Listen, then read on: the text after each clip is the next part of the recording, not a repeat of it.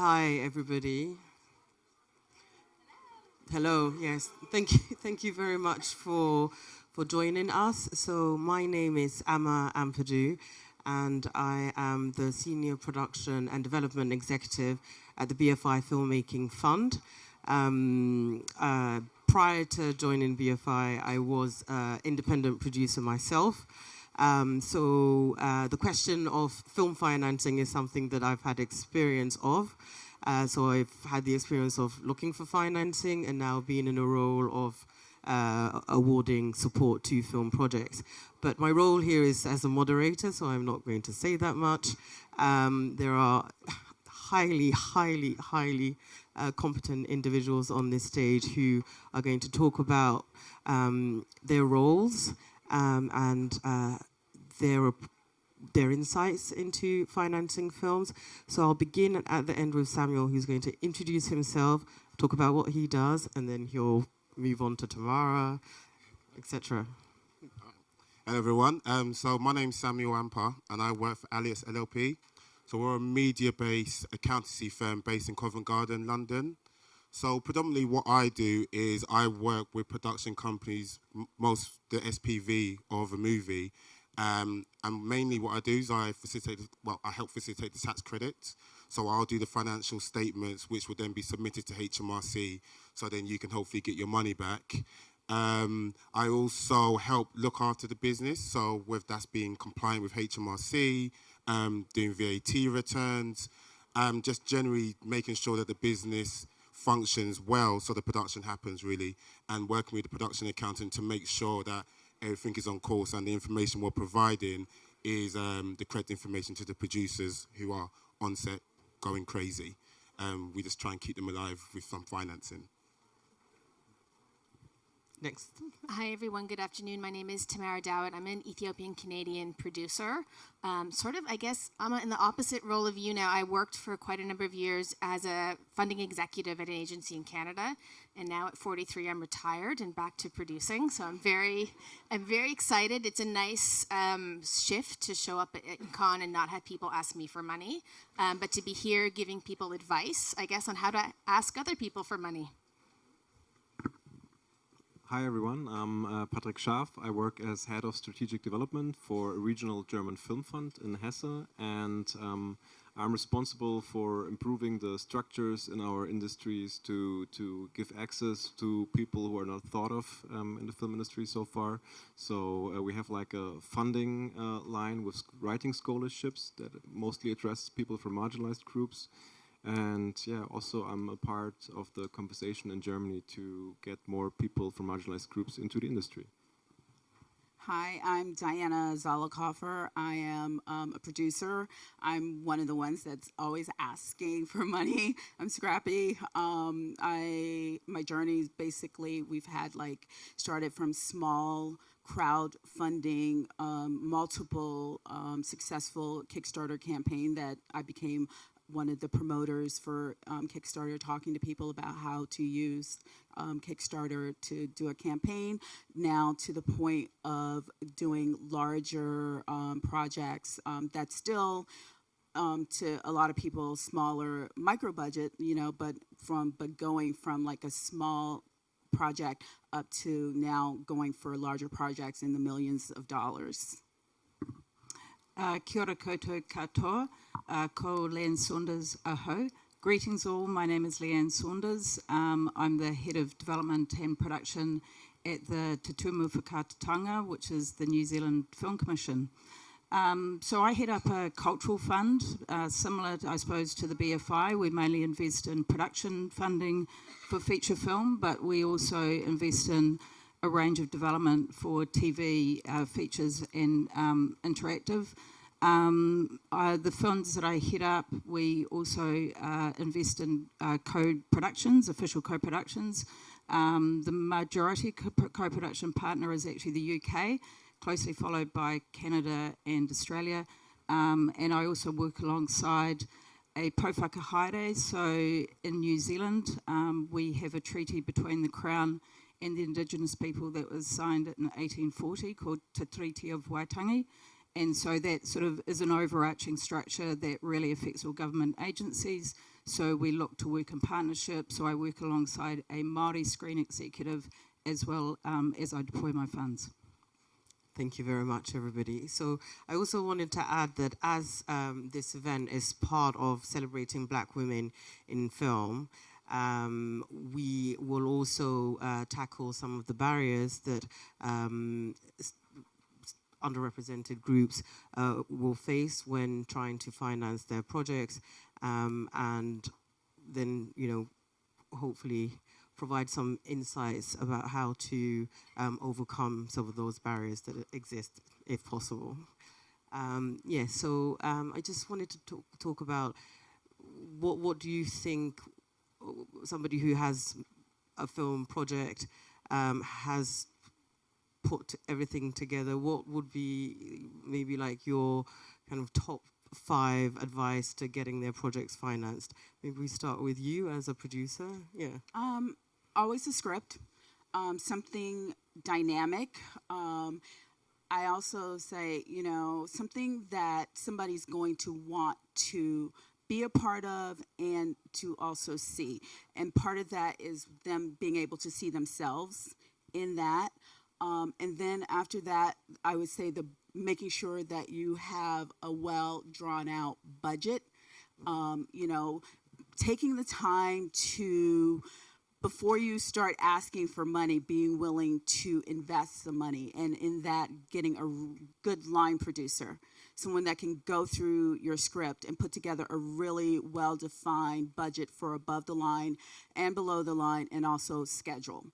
And then from that, because that's always going to be something that's asked in your packaging. And then after that, for us, what we decided to do was we hired a casting director. And we, again, that was initial investment of hiring that casting director who had really great relationships with agents and managers. And that opened the door for us a lot, especially going from smaller short films and so forth now into like the feature world. Right. Perhaps Samuel, I don't know if from the kind of finance side, there's something that you want to add. Yeah, I'll say first thing is understanding, your script, the locations in there. Where do you want to shoot? And from there, you can be able to identify what areas potentially have tax credits or sort of soft funding that you can tap into. I think that's extremely important. Your team is really important. So you may be an amazing creative, but there's no point having a team full of creatives. Really important to have someone who's maybe more business savvy, who understands, the finances a lot better than you may, or if you're that person who understands the finances, maybe having some bit more creative, because you can be creative with the financing, and that's the beauty of film. You can make Fiji look like Italy. If Fiji's got a better tax credit and it's better to be there, you can make it happen there. So that's really important. And knowing the game quite early. So, for example, if you're doing a co-production and, you want to work with, you're looking at the Global Screen Fund, there's no point looking at that just before you go into shoot. You need to know that application way before you go into shoot, so you can sort of tailor things and be able to write that application in a distinctive way that gives you a better chance of being granted that money. So that's really, I personally think the development and the prep is so important. And I think a couple of producers I work with don't take enough care in the development stage. So it's all a bit of a rush. We need finance.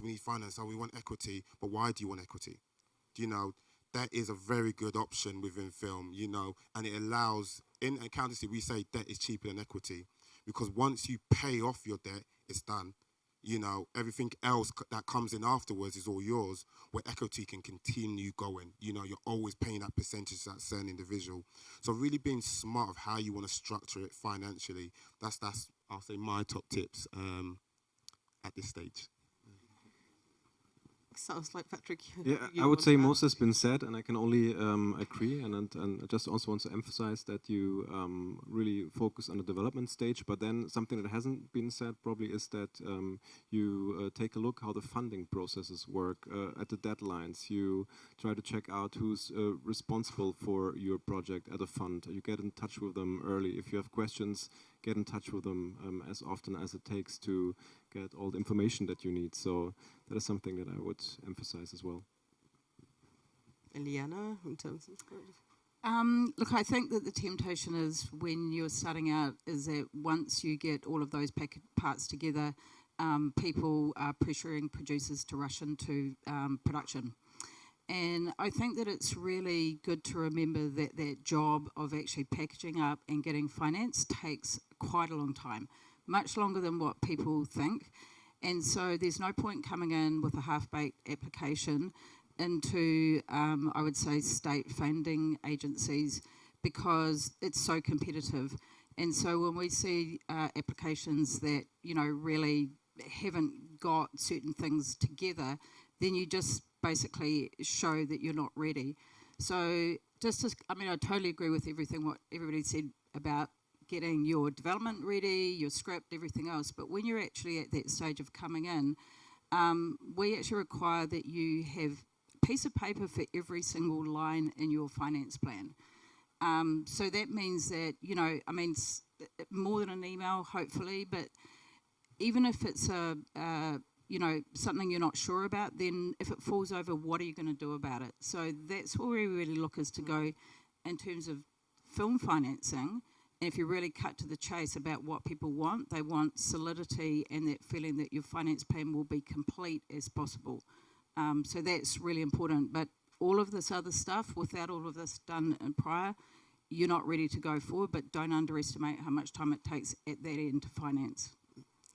And anyone can take this. For those who are looking at projects for finance, what would you say some of the kind of pitfalls might be, things that you've noticed that you think people should really try and avoid, applications that have come to you and you're like, okay, this might have been great, but this and that is missing? I would say you already mentioned that before. Yeah.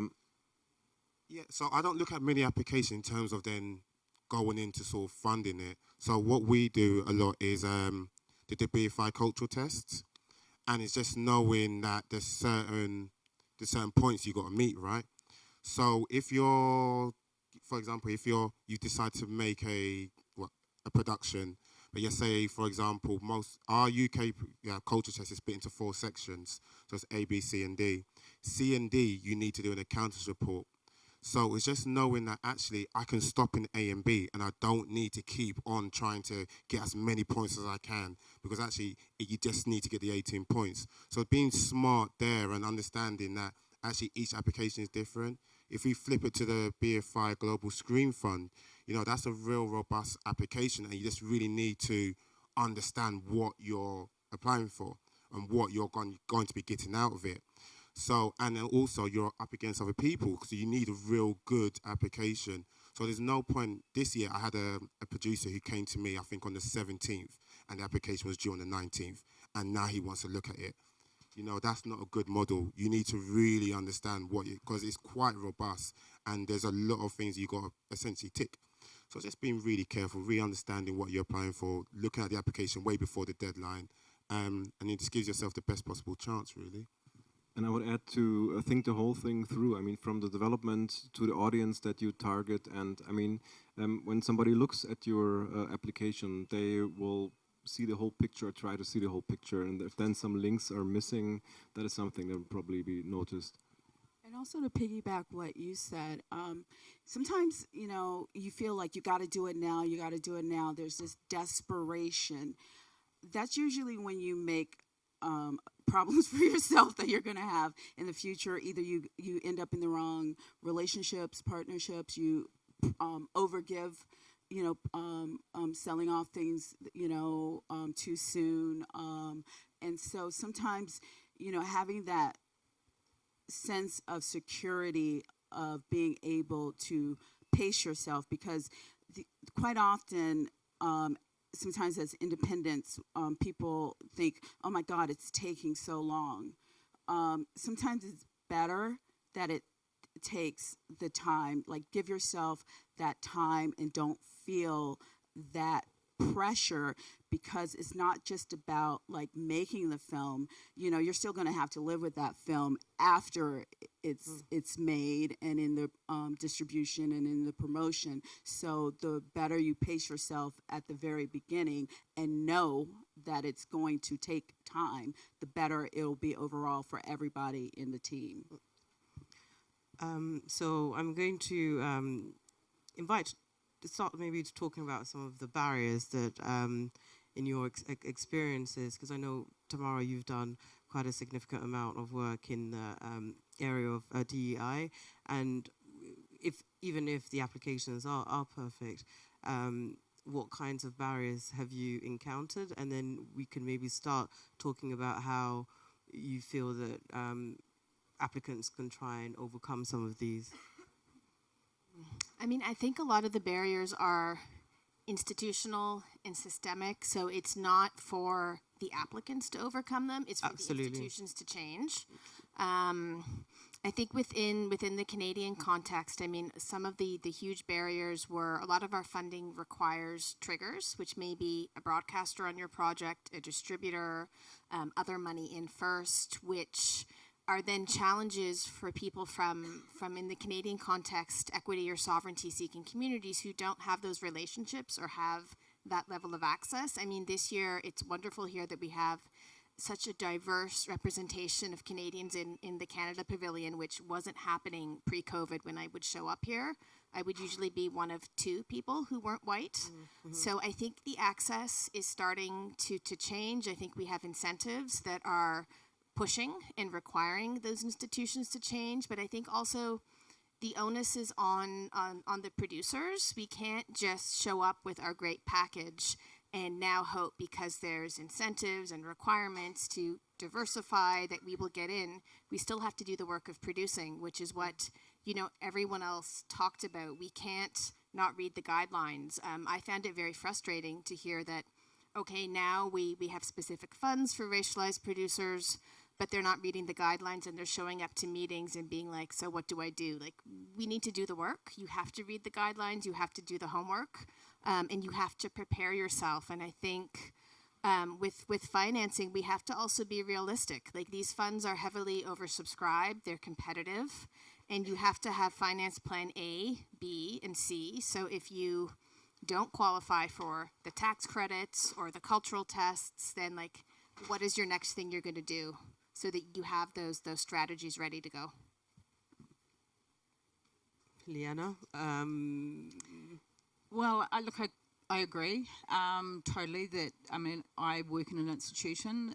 Institutions are very aware of the, you know, I mean, essentially they're colonist structures. We work in a business, and essentially the work we have is valued as IP, and, you know, those rights are traded essentially and collateralized, and everything else you need to do up the chain to make things happen, and you travel the rights around so that, you know, they can be transferred to other people so that they can do and sell things. That's basically the structure of the business we're in.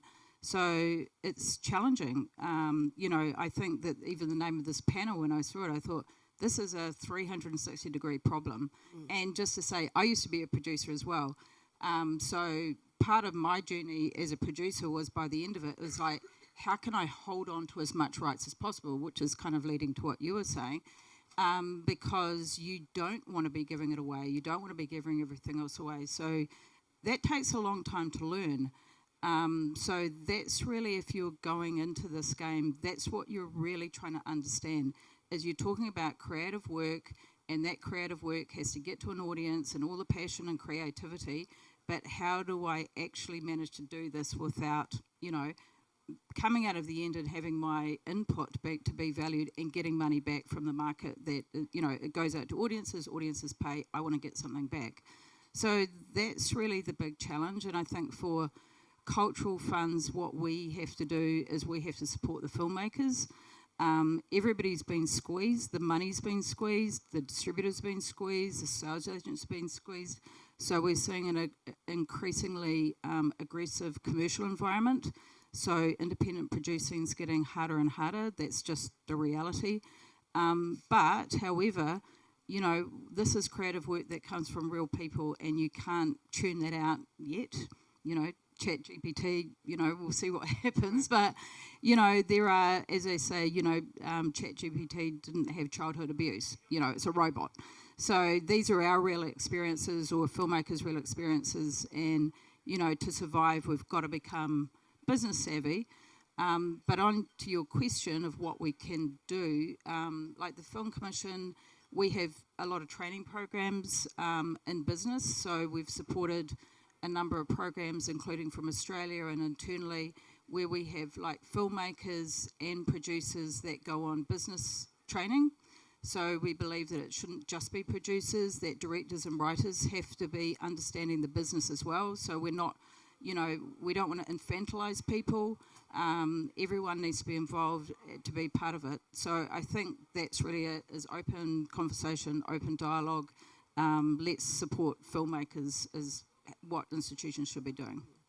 And I think, Patrick, do you want to add? Yeah. I would also add that access is a big issue, at least in Germany. I don't know how it is in other countries, but getting access to the industry, being able to afford going to a film school, as that is a full-time job. And I mean, if you come from a privileged background, that is easier if you're not coming from such a background. And that is something that we're tackling, and we're still at the beginning of that, but we're working with a program that works with scholarships and that paves entrances into the industry. And something else that's also an issue, I don't know how the funding works. The BFI probably has a different system. We have like a jury system, and you also, of course, need representation in the juries, because otherwise they will not be able to relate that well to the projects that you apply with. And yeah, those are some of the issues that I see as well. And something that we are working on is that we're making a program right now for script reading, so that we have like another filter for our juries, and so we have like people from underrepresented groups who do script reading and then also pass the scripts on with a verdict to our juries.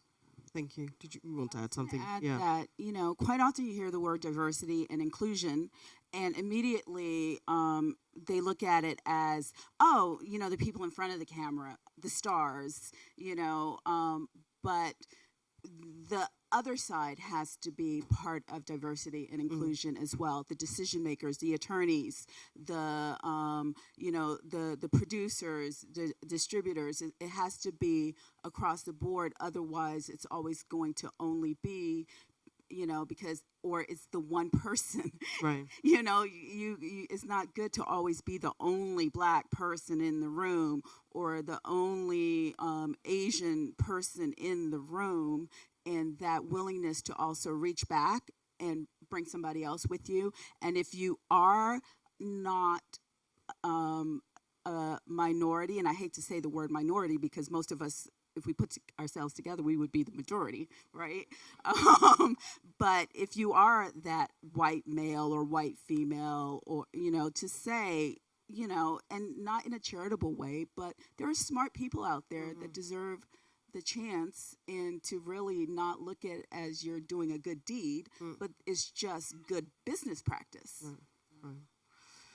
Samuel, sounds like you look eager to, because you also no, but I mean on that front, because you're also, you know, working with the cultural test, and there are also elements of it which are structured to overcome barriers. I don't know if you want to talk about. So I think there's well, in the culture test, there is, in section B of our the UK culture test, it talks about diversity, heritage, and you're right, it's not just about being in front of camera, it's behind camera. What are we doing as filmmakers to encourage diversity on our sets, on our productions? Because it does, to an extent, start there as well.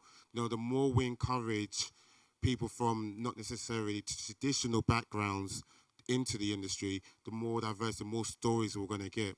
And I also believe the audience has got a massive part to play in this.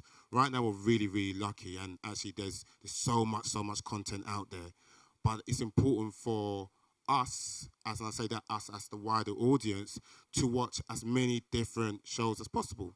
Because there's some great stuff out there that we just don't know, we're not talking about, And at the end of the day, a lot of these platforms are algorithms. So it's nothing to do with who's pushing what, it's numbers. The more people who are watching different types of shows, the more chance that different types of shows and different stories will get funded. So this is a really important aspect. It's a real tough balance. You're right, it's a 360 problem. I forgot you're saying that you said, right? It's an all-round issue that we all got to tackle. And it starts with the filmmaker, it starts with the institution, it starts with the platforms, and ultimately it comes down to the audience. We really need to do more to encourage different stories being watched and being talked about amongst our peers and stuff like that. And then we've got a real good chance of demystifying not only film finance, but the idea of access. I was going to actually come to you, Tamara, because you're also a producer. So I'm just thinking, I'm sure you have, but I was also, once you've said your comment, but just some practical film finance kind of insights that you might have, Tamara, as a producer in a context where there are barriers. How are you getting your projects financed? I think how I've gotten things financed was by being a bit of always a bull in a china shop. That's probably how I also ended up within an institutional setting. But I think that as racialized, as Indigenous, as other equity-seeking producers, we do often have to be advocates and do the work of producing. And I think that, I was successful in my job in changing policies and programs in Canada because of the producers from the communities who would come together and write letters and say, this is a problem, we would love if you could do this. Because often we're the only ones in the institutions. Sometimes there's a few of us. And when we go to the board or the senior management and say, this is a problem, it's not as serious. But if I can say this organization that has 500 members said this is wrong for these reasons, or I can pull the case studies, I think those are the things that help push for the change. And I think that producers are at the front line of the battle.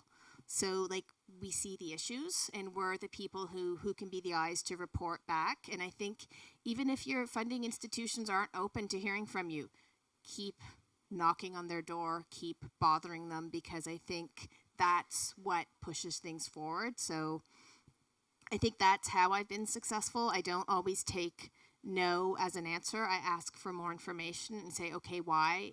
If not now, what should I change? What should I do differently? And I think, for many years I couldn't be financed in Canada because the Canadian industry was only financing white production companies, and that wasn't me.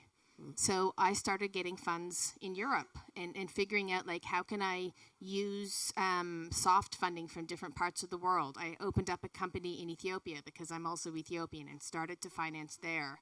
Now suddenly there's more money in Canada, so I'm able to sort of do both and see which works. But it's never simple, it's never easy, and sometimes funds exist for a certain amount of time and then the money runs out because maybe it was a endowment or something that a broadcaster or a streamer had to spend on.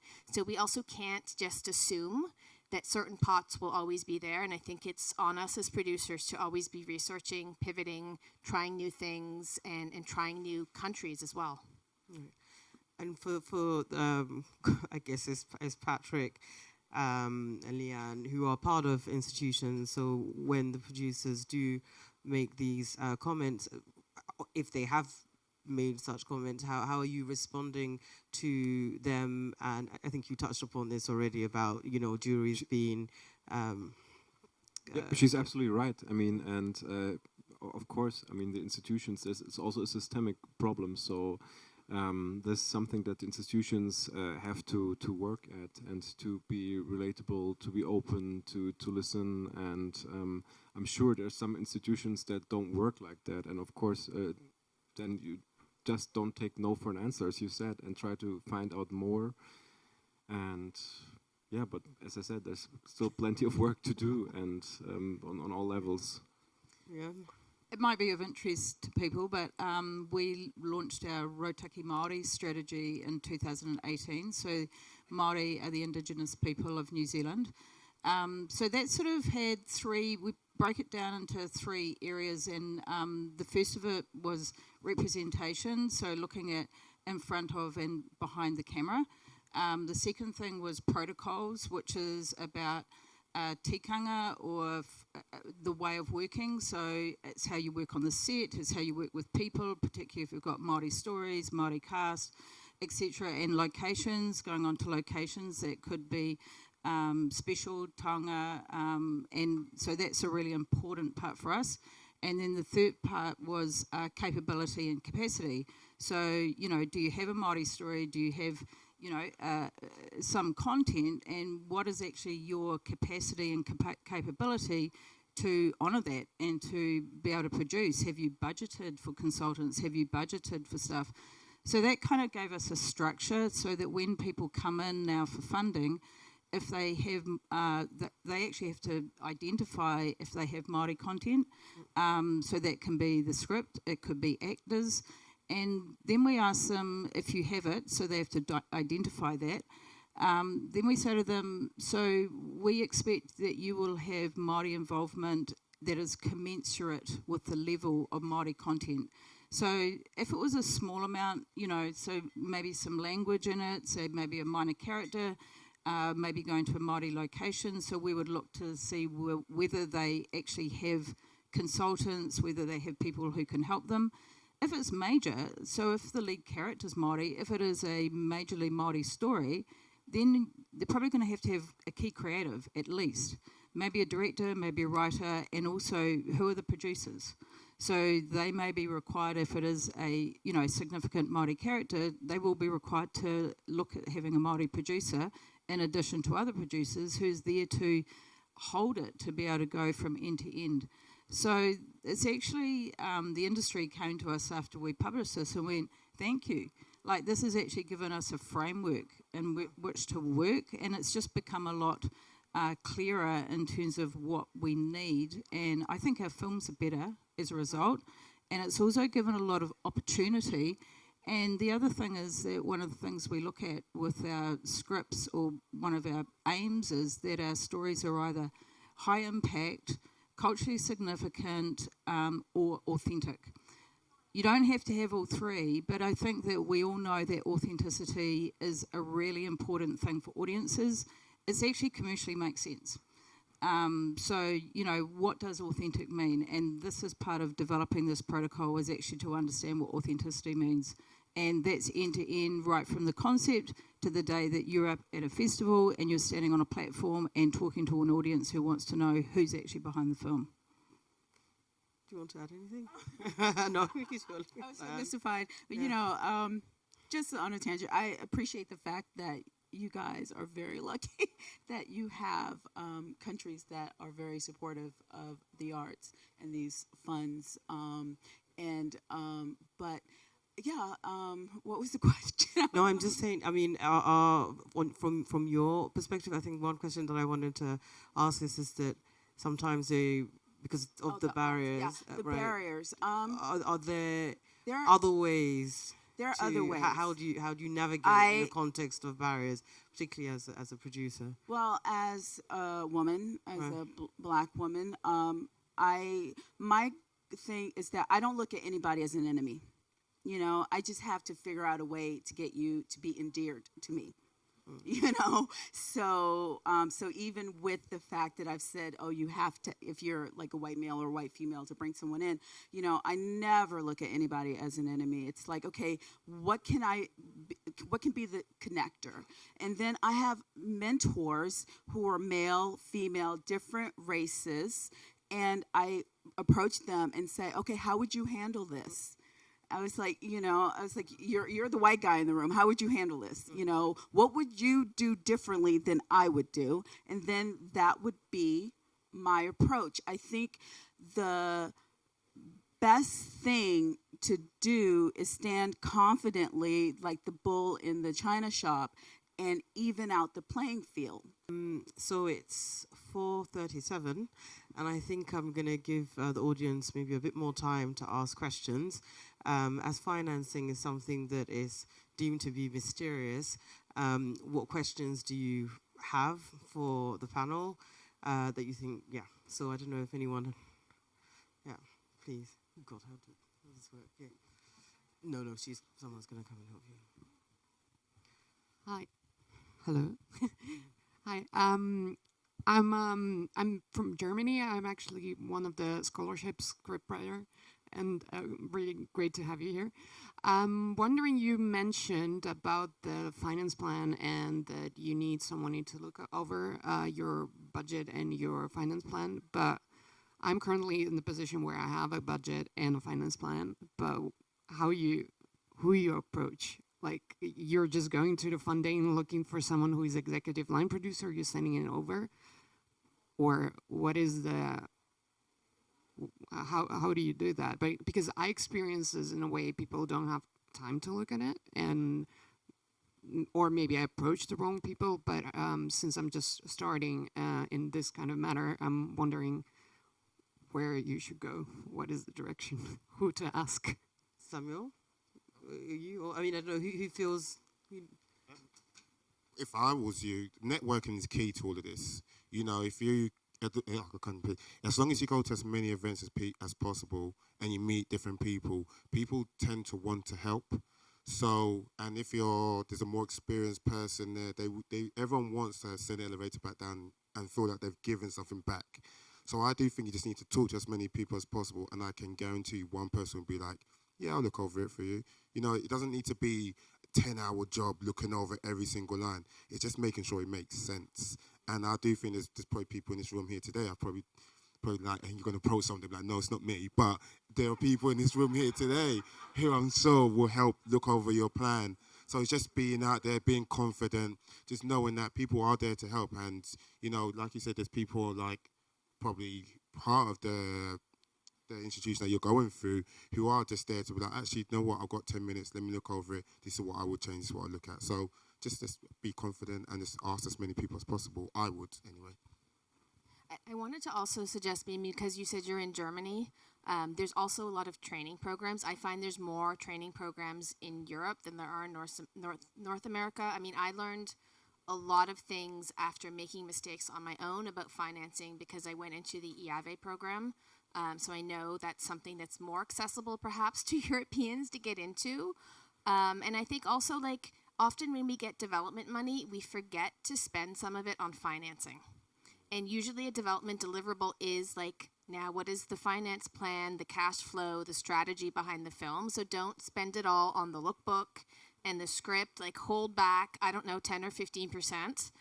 So that if you don't know everything, and like, yes, maybe you can get someone to help you, but maybe you can also hire a line producer or pay someone for their time to help you go through it, but make sure you understand what they're doing.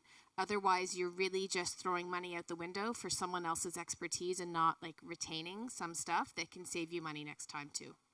And I would also add one thing, you're certainly not the only person in your situation. So if you look around, you will find people in a similar situations and who share some parameters with you and with whom you can get in touch, who organize, who have meetups. And in our region, young filmmakers have like monthly meetings, and that is something where you can go to, and sometimes they invite more experienced colleagues. And I would also suggest just go out as much as possible, talk to as many people as possible. Thank you.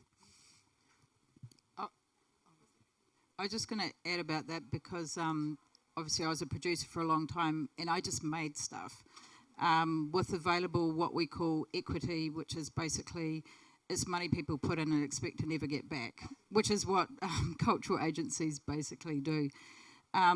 So you basically start to learn that there's two different types of money, and it gets really confusing because people call it different things. So finance plans are talked about really differently and described differently in different parts of the world.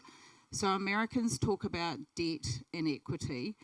And so what they mean by that is that debt is sort of, they have the what is it collateralized against? In other words, it has to be debt against something of value. So they lend you money against something that is of value. So there's tax credits is one type of thing that all people will cash flow or lend against. And the other type of thing is pre-sales. In other words, a sales agent's gone out, done some pre-sales, and someone lends that money because those pre-sales are not going to be paid till later. And the other thing they do is that the person who does that also might look at something they call gap. In other words, somebody's done estimates for what your film might be worth. They've sold part of it, and say there's like 80% left. Somebody will lend against a percentage of that. In other words, they don't think they're going to make the whole lot back, but they kind of go, well, maybe they'll make 20%, so they'll lend against that. So that's what you end up with, this amount, which is your gap, which is your sort of your debt money. And then equity is money that people put money in and they own a bit and they want to get some money back when it trickles through the other end. So all the debt money gets paid out first, and then everybody's down in the equity tier. So you can get camera houses who'll put in money, post houses will put in money, producers will put in money, government agencies put in their soft funds. So that kind of gives you an idea of what most typical finance plans kind of look like. But they talk about it in a different way, but that's sort of in a nutshell what it kind of boils down to. Yeah, and also there's a difference between tax credits and tax incentives, and state by states are a little bit different. Some states are the same way that you guys are attracting people, are attracting people to come in and do film, and then you find out if maybe a municipality within that state would be like, oh, well, if you house your people here, you immediately get this money back. And sometimes there's a difference of money that you have to wait and get back after all of your paperwork and, audited and so forth. And then there's some money that rolls consistently. There's another thing also about fiscal sponsorship. So people who are within a range where a citizen might need to diffuse some of their tax bills, they can do it as a fiscal sponsor and get a tax deductible donation as if the same way it's a charity. But the fiscal sponsorship goes through a fund like Women in Film or Sundance, and they basically allow you to use their 501c charity to raise money. They control it. You send them a budget and tell them. But it's because the other good thing about that is that those funds are also used to help the next group of filmmakers. And so the money is yours. The money is yours, but they also, because you're going through their charity, they have to deal with Uncle Sam and the IRS, so they want to make sure everything is completely legit and so forth. But that's also another way of getting additional funding in the U.S. Do you have a question?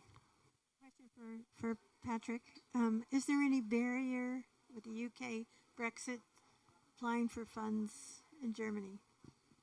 I think there is. I mean, Mel, I think that's how we met.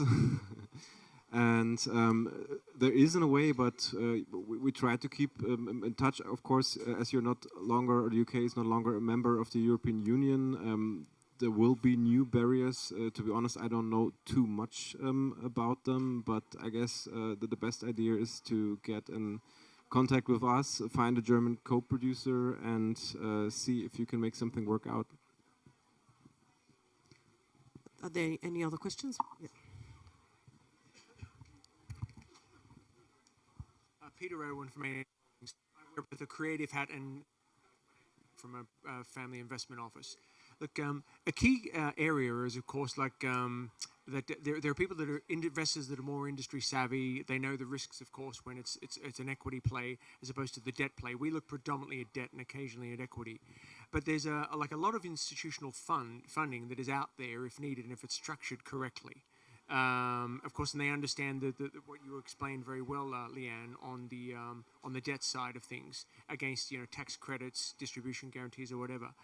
But sort of a main issue is the structuring of it and also the pipeline, because a lot of them say, well, we can deploy 100 million. But I say, well, that's a lot of films and a lot of proposals to look at. What do you feel are some key pointers that, for example, say institutional investors need to understand about the industry? That it's not like sort of a real estate one in paperwork involved.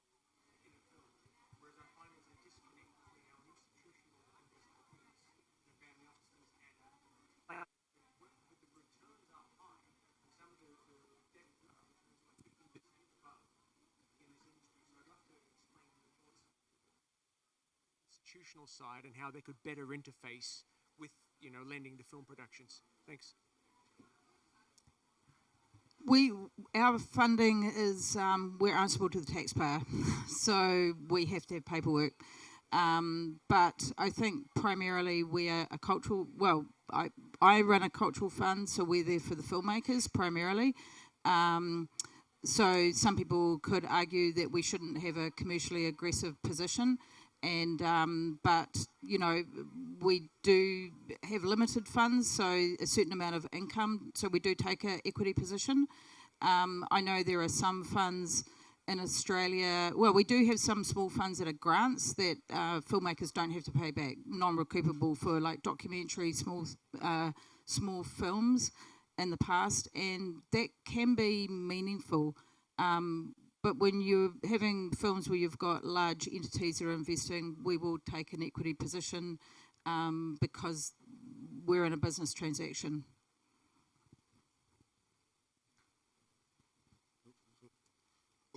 From my point of view, there's a massive disconnect, I guess. And actually, I see it a lot within the firm as well, especially people who don't necessarily work within the media world. And the main thing is that the way in which money flows is very different compared to, say, you had a tech business and you've got an app and you buy it on iPlayer and all of a sudden you're making money like that. The film industry does not work like that. And it's really important investors understand that.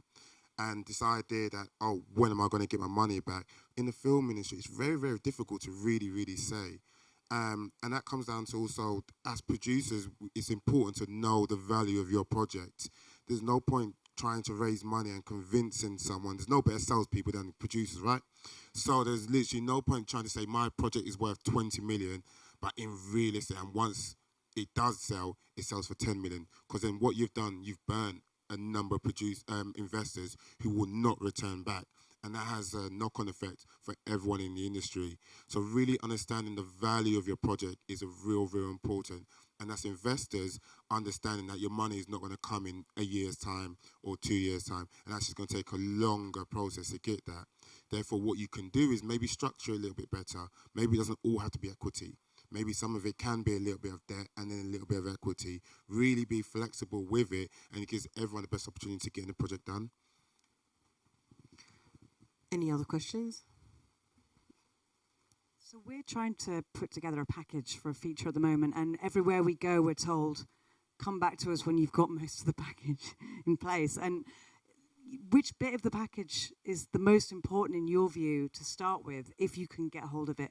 Or is it just any part of it, sales or distribution or whatever? Talent. Everybody seems to want to be the talent. last in.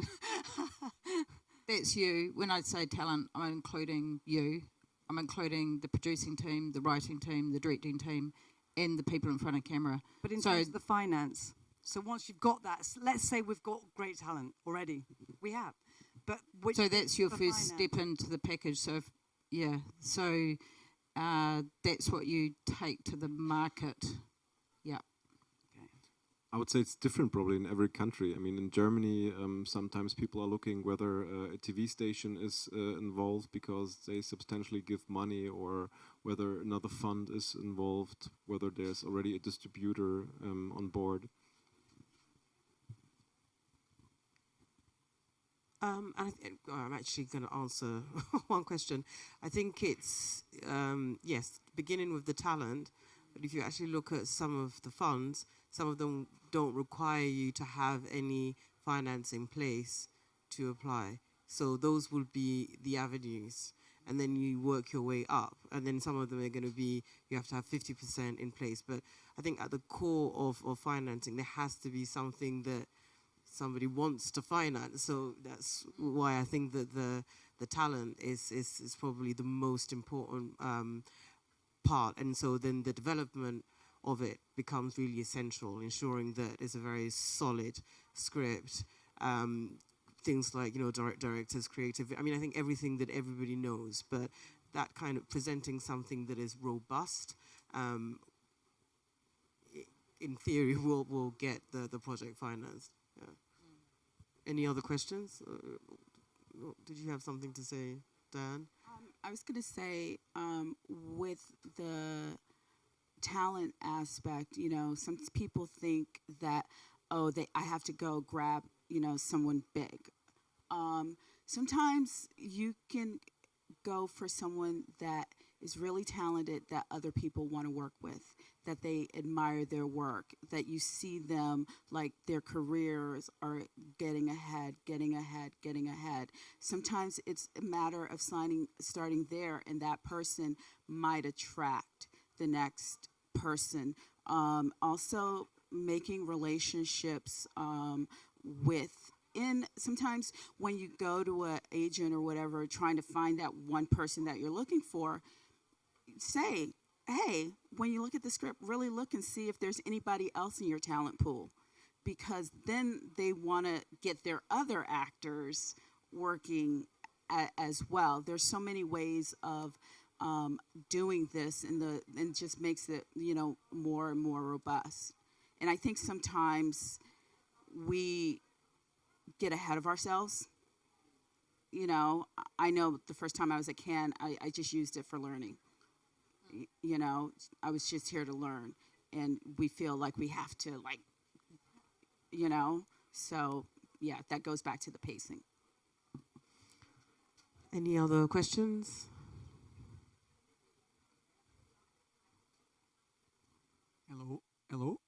Hello. Yeah. I heard you said about the getting a casting director early on to kind of get actors involved early on. And how does that come with, in terms of, do you need to get them just a letter of interest? Like, because, you know, a lot of finance depends on you getting the actors, but you have to get money to get the actors sometimes. So it's like, how did you get then that final stage that got you the actor to be attached to the project? Well, we went with a casting director, like I said, that has really great relationship with all of the big threes.